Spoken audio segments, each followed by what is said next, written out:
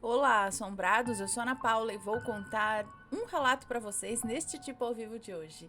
E aí, tudo bem? Eu espero que sim, que esteja tudo bem. Já vou pedindo para você deixar o like no vídeo, não se esqueça da Loja Assombrada e se ainda não é inscrito, se inscreva no canal. Combinado? Então vamos pro relato de hoje que é este. Como a espiritualidade me avisou que o pior estava por vir. Vamos ver. Ok. Oi, Ana e assombrados, como estão? Espero que estejam bem. Eu sou seguidora do canal há muitos anos, durmo ouvindo vocês sempre e amo os relatos de Maledite. Porém, o meu relato não tem a ver com isso. Eu me chamo Fulana e hoje venho contar um pouco da minha história e de como a espiritualidade me deu avisos importantes para eu me preparar para o pior. Sinto muito se ficou longo o relato, mas prometo que está bem escrito e sem nomes. Obrigada. Hoje, eu tenho hoje 29 anos, mas desde os meus 24 anos, eu já comecei a entender que a espiritualidade me chamava para estudar melhor sobre a minha mediunidade, que é uma história para um outro relato.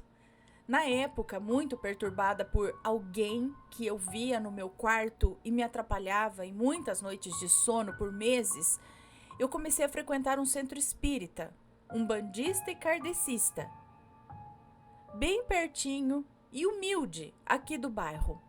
E o preto velho me chamou várias vezes para os estudos da minha mediunidade e para trabalhar isso melhor.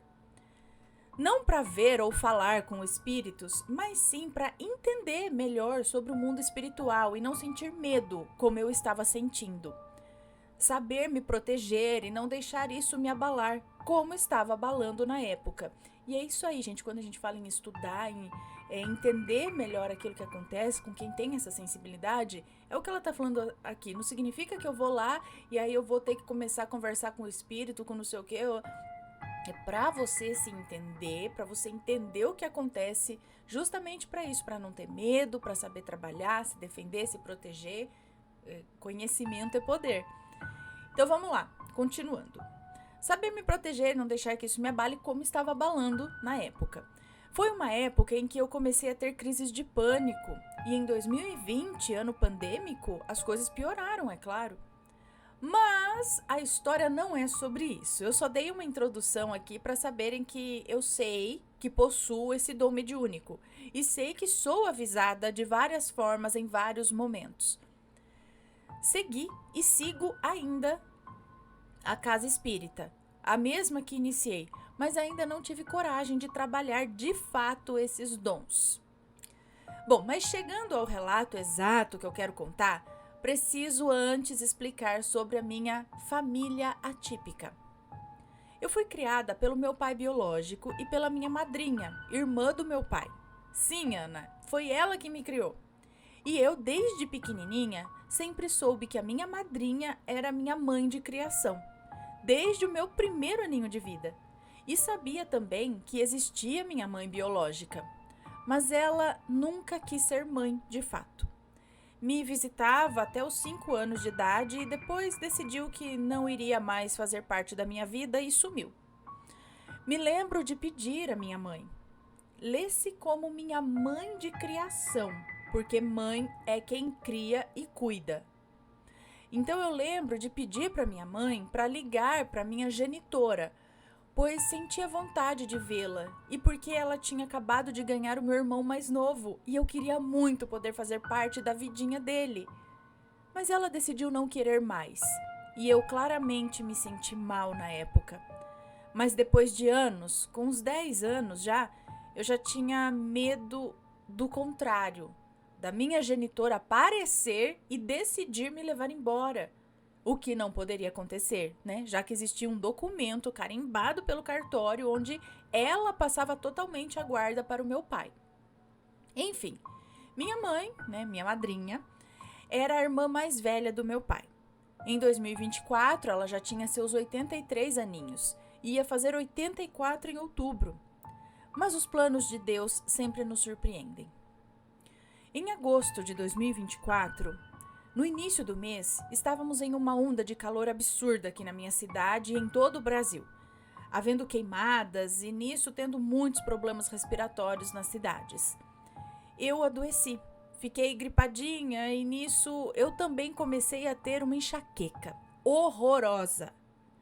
Ana, horrível. Ai, eu sei como é, horrível.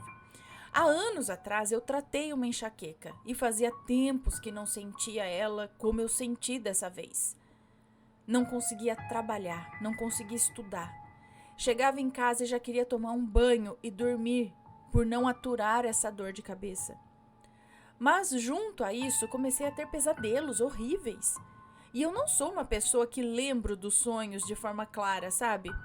Tem gente que consegue te contar detalhes dos sonhos e eu nunca fui essa pessoa. Só em momentos muito específicos, como este. Comecei a ter pesadelos, todos os dias. Eu dormia muito pouco, pois vivia acordando durante a noite. E a todo momento que eu conseguia dormir, eu tinha um pesadelo que me apavorava, de fato. Se eu ficava dormindo ali de 40 em 40... Se eu ficasse dormindo ali de 40 em 40 minutos, eu tinha pesadelos muito reais. É isso?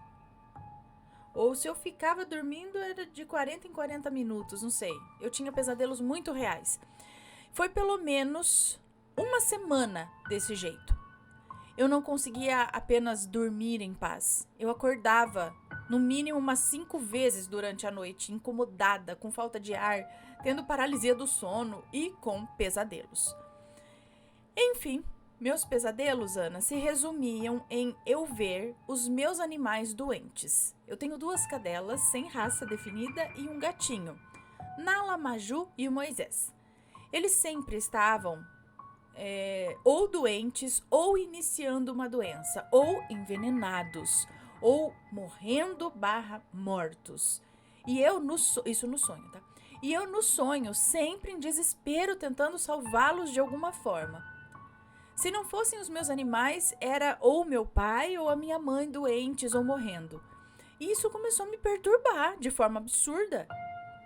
Eu já não conseguia passar o meu dia trabalhando sem pensar nos sonhos de forma muito real, já que eu nunca tive esses sonhos, né? E eu comecei de fato a me preocupar, achando que eu estava sendo avisada de algo ruim que ia acontecer na minha vida.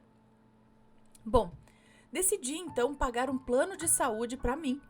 Entendi que era um aviso e imaginei que seria importante ter esse resguardo, até para os meus pais conseguirem me levar para algum lugar se algo acontecesse.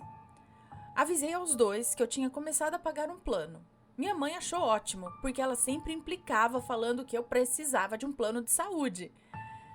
Pois bem, Ana e Assombrados, iniciamos uma mini obra na minha casa. Fomos pintar as paredes da sala e da copa e para isso precisamos descascar muito as paredes e lixar tudo ali para conseguir pintar. Meu pai e meu tio ficaram encarregados de fazer esse serviço. E todos os dias eu chegava em casa com ela uma zona, né? E aí eu já ia limpar, pois a minha mãe já é bem idosa, não conseguia ficar limpando tudo. Eu tentava ajudar, mesmo passando muito mal ainda naquele momento. Mas vivia muito empoeirado e o chão bem sujo, e isso me deixava louca também, é claro. Passamos por isso, pintamos a sala, a copa, o teto e o nosso muro do lado de fora, da cor que a minha mãe escolheu. Na mesma semana... Cadê onde estou? Na mesma semana, o meu pai começou a apresentar sintomas de alergia e já pensamos que poderia ser por causa do cal na parede, sabe, Ana? Quando lixamos aquele pozinho que saía, ele e meu tio não usaram máscara, então deduzimos que poderia ser isso. No final de semana, ele ficou bem malzinho. E na segunda-feira, ele levantou cedo e foi até o posto de saúde. O posto de saúde aqui do bairro é ótimo. Ele chegou cedo, 7 da manhã, para ser atendido pela médica e estava com todos os sinais vitais corretos.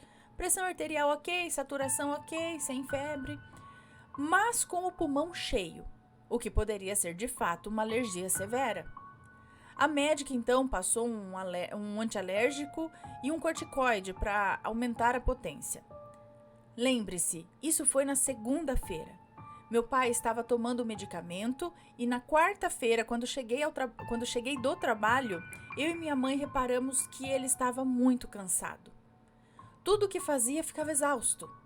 Porém, mesmo assim, ele continuou limpando bem a casa, por causa da mini obra que foi feita. E seguia ali os seus dias, mas como é aposentado e trabalha de forma autônoma, ficou sem trabalhar até melhorar.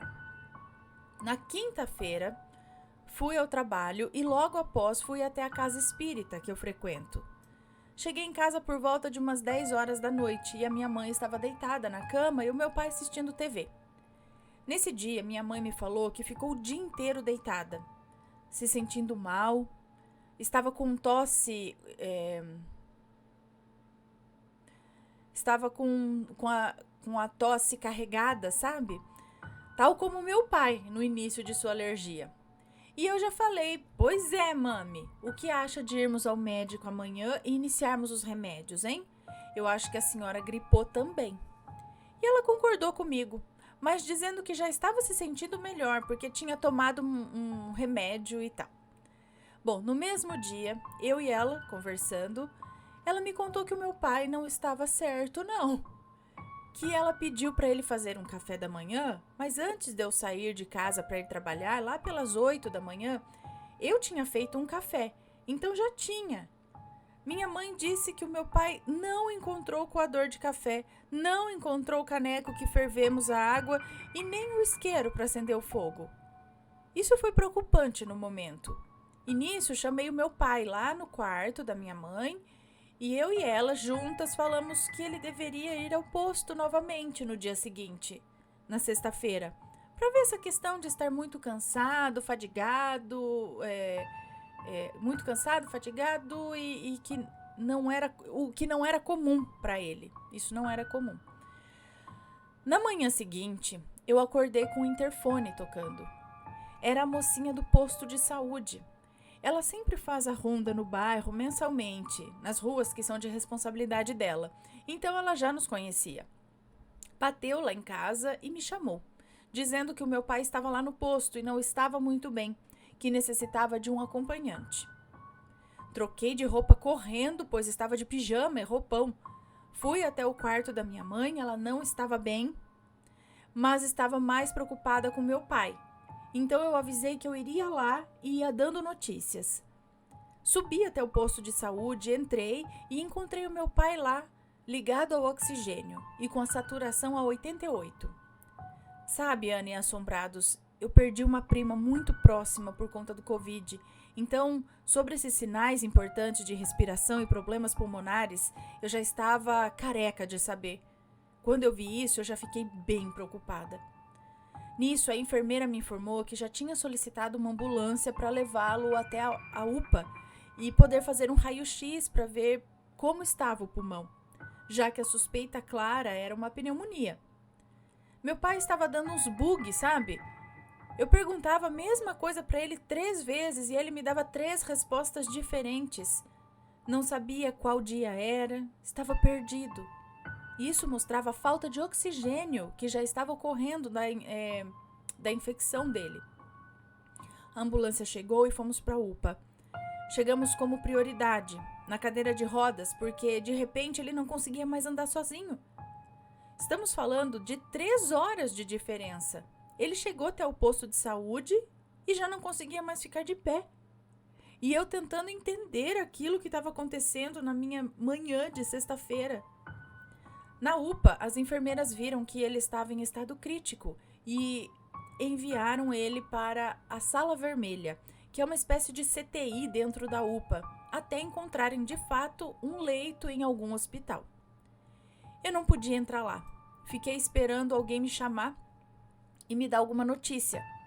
Fiquei sentada, aguardando e tentando falar com a minha mãe. Nesse meio tempo, eu sabia que o meu tio, irmão da minha mãe, e meu pai viajaria para o sítio dele nesse dia. E ele sempre foi muito amigo dos meus pais. Além de companheiros, eles se ajudavam de forma absurda. Um amor de irmãos e amigos. E ele tinha a chave da minha casa. E uma outra tia minha, também irmã deles, que é vizinha desse meu tio que ia viajar, também muito amiga da minha querida mãe.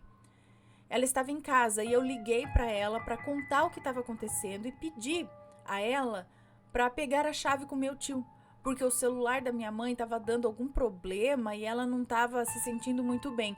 Então queria que fossem vê-la, para saber se estava tudo ok. Bom, todos nós moramos ali no mesmo quarteirão. Nisso me chamaram. Entrei na sala e meu pai já estava ligado a vários aparelhos, ainda respirando de forma muito profunda. Dava para ver a dificuldade dele de respirar. E a médica, muito novinha, veio me chamar para conversar. Inicialmente, ela confirmou algumas informações que o meu pai passou para ela, do histórico médico dele mesmo, medicações e cirurgias que já fez, se bebe, se fuma e coisas assim. E estava tudo certinho. Olha, eu sei de cor os medicamentos de ambos, naturalmente, né? Quando os pais vão envelhecendo, a gente vai criando esse hábito de saber os remédios e as dosagens que eles tomam. E depois ela foi me explicar o que aconteceria. Ela disse assim: fulana, o seu pai está com uma provável pneumonia muito grave. O pulmão dele está limpo, eu consigo ouvir, mas todos os outros indicativos mostram que existe uma infecção grave para ser tratada. A pressão arterial dele está baixa e a saturação também. Não tem oxigenação suficiente, não está segurando com a máscara de oxigênio. E o coração dele está fibrilando. Significa que não está batendo da forma que deveria. Ele já está na medicação, estamos iniciando exames e já foi liberado um leito de UTI para ele. Aqui na Sala Vermelha temos um horário de visita às 3h30 da tarde. E era 10h40 da manhã naquele momento. Você pode ir embora e voltar depois para saber mais. Ana, eu fiquei apenas em choque. Eu nem sabia o que responder. A médica falava de forma muito calma, muito tranquila, mas hoje, entendendo a gravidade, eu escrevi aí da forma que eu entendi. Peguei as coisas dele e fui pedir um Uber para casa. Quando estava lá fora, aguardando o Uber, o enfermeiro-chefe da Sala Vermelha veio trazer os óculos do meu pai, pois ele não ia precisar. E ele falou o seguinte: a doutora te explicou direitinho a situação clínica do teu pai, né? E eu disse que eu achava que sim. E ele continuou falando: seu pai está com provavelmente uma pneumonia muito grave. E provavelmente quando você voltar à tarde, ele estará entubado. Eu tô falando isso para não pegar vocês da família de surpresa, viu? Ele não tá conseguindo respirar e precisa de ajuda. Eu entrei no Uber apática, sem entender muito ainda o que estava acontecendo. Quando perdemos a minha prima no Covid, ela foi entubada. Minha experiência com intubação é péssima. E na nossa cabeça, né, da minha família, se a pessoa for entubada, significa que já era. Cheguei em casa aos prantos. Entrei no quarto da minha mãe e ela não tinha conseguido sair da cama de tão fraca que estava, coitada. Ela me disse que tentou ir ao banheiro, mas não deu conta e decidiu ficar na cama. Eu, chorando horrores, disse que o meu pai seria entubado, que ele estava com uma pneumonia gravíssima e eu deixei transparecer todo o meu medo naquele momento. Falei que ele seria transferido para uma UTI e eu iria lá às 3h30 da tarde para saber mais notícias.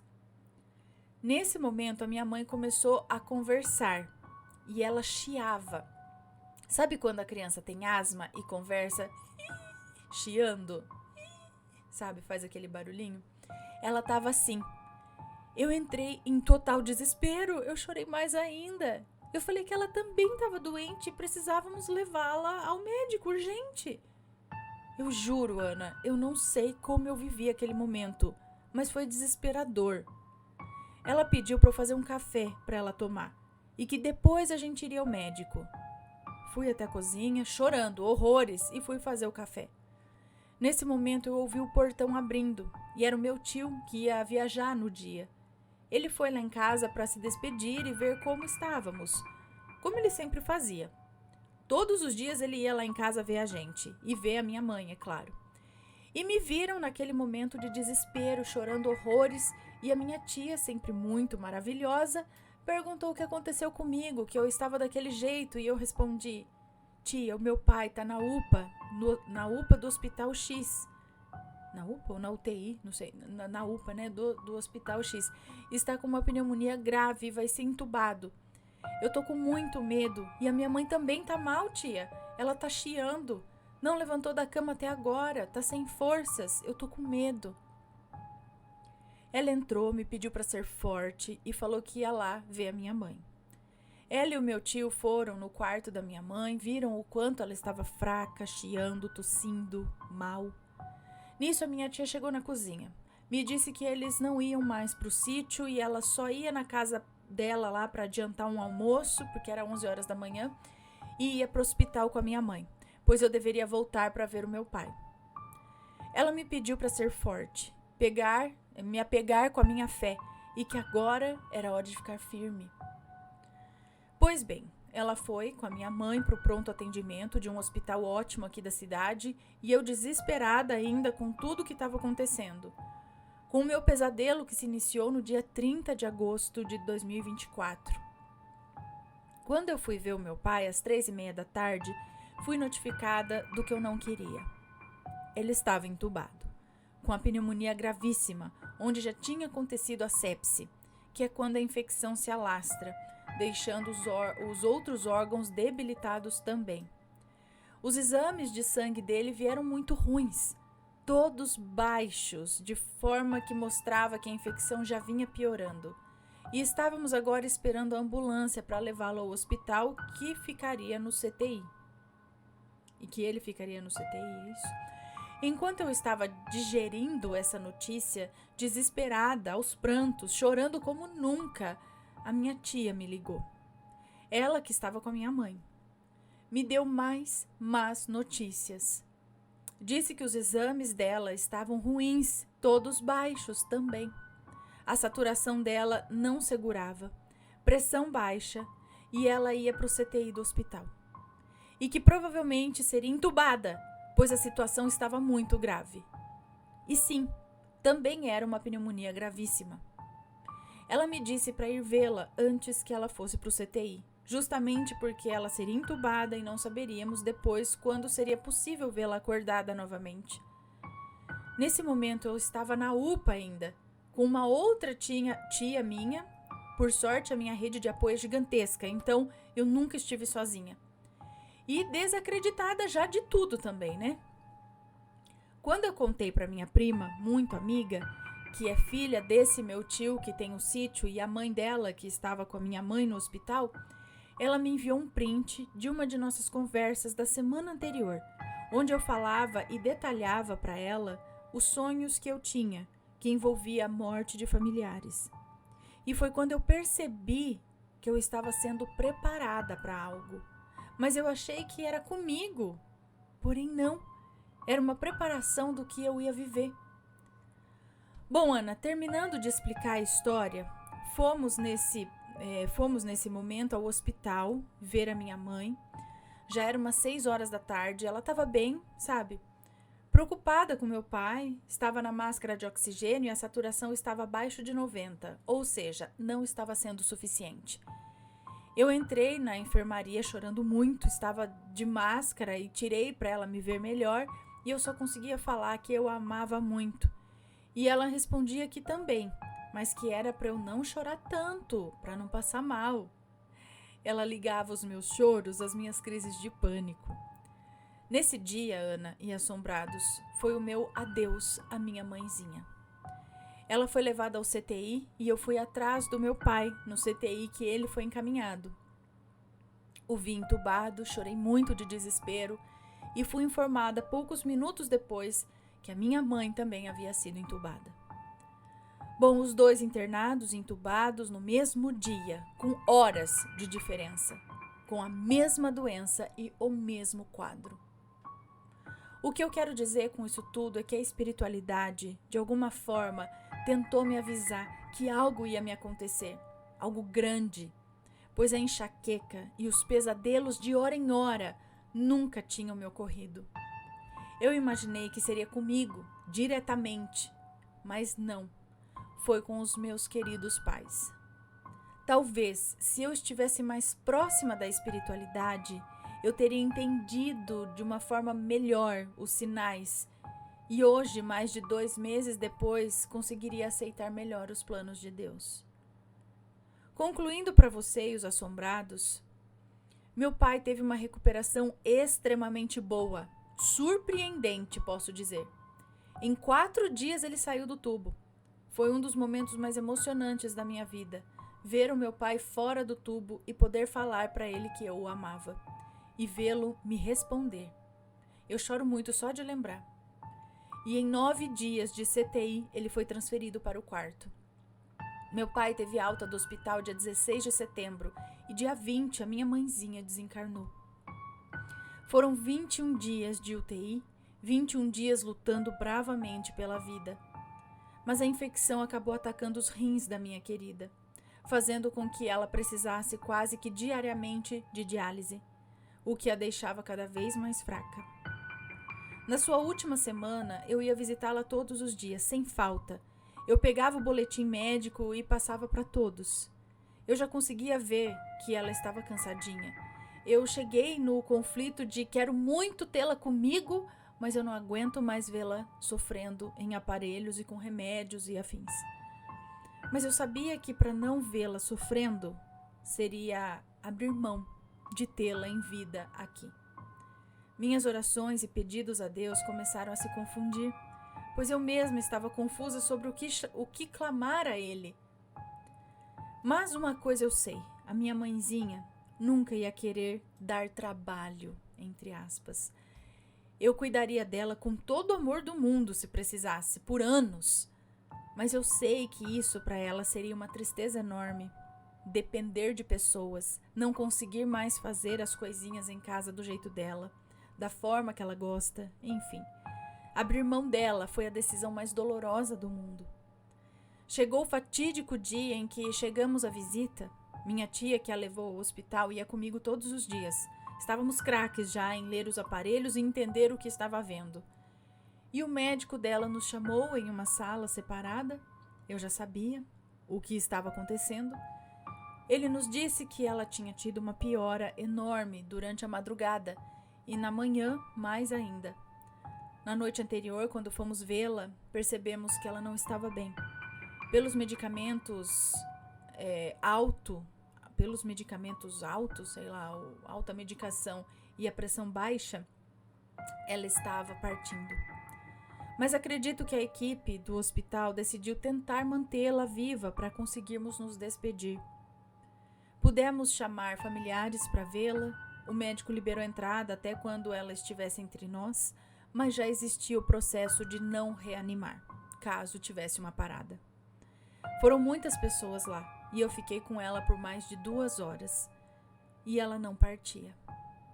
Quando eu saí do CTI, porque eu tinha cansado e precisava comer alguma coisa, ela partiu.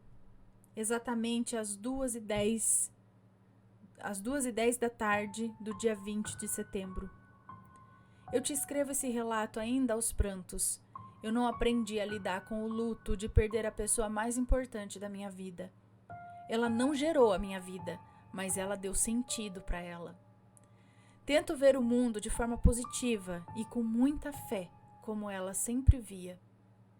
Acho que o mundo espiritual sempre tenta nos dar apoio antes de tudo, mas se não temos sensibilidade o suficiente para entender, passa despercebido. Ana e Assombrados, obrigada por esse espaço.